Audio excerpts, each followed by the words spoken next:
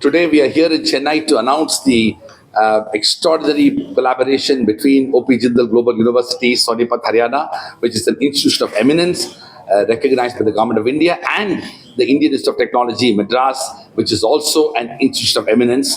This collaboration is part of an effort that we have undertaken at Jindal Global University. We are establishing India's first Constitution Museum, which will be inaugurated in the next few days as a mark of commemoration of the 75th anniversary of the adoption of the Constitution of India. On 26 November 1949, we adopted the Constitution, and this year we are celebrating the 75th anniversary. But we also thought that we should do something unique, recognizing the extraordinary evolution of Indian Constitution, but also India's commitment to both tradition and modernity.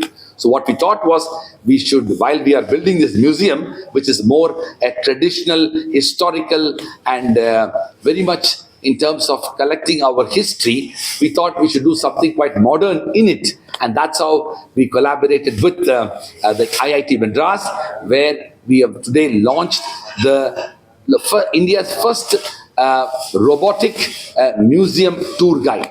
This robotic museum tour guide, which is called S.A.M.V.I.D, which is the Samvidhan word is about the Constitution. So we are calling this robot as S.A.M.V.I.D.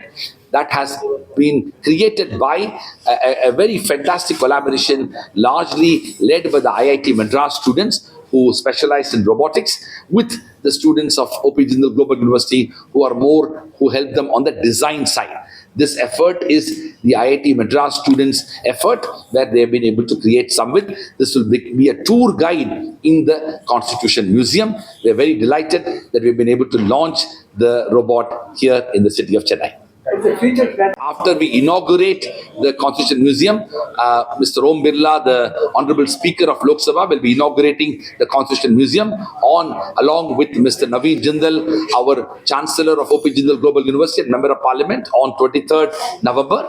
And after which we will be able to open the museum to the world at large. This museum is going to be available for public to also come and experience the museum. We invite you as journalists as well as others you can register online and book yourself. There are no charges involved in access to the museum. We want to keep the museum democratic and accessible and inclusive, and that's why we have kept it available for public at large. But because the museum is located inside the university campus, you obviously need to book prior before you actually come to the museum. Okay.